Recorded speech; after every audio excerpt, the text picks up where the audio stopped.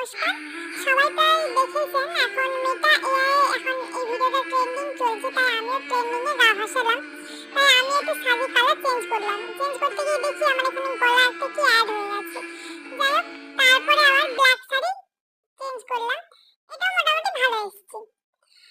তারপরে ভাবলাম আরো আমার দেখার আগ্রহ হলো, তাই আমি আবার লিখলাম জিন্স টপ।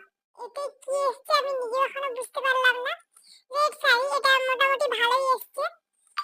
এরপরে আমি আরো একটি করব একই শাড়ির সাথে, যেটা তোমরা ইতিমধ্যেই দেখে ফেলেছো ছবিটি, ব্ল্যাক শাড়ি।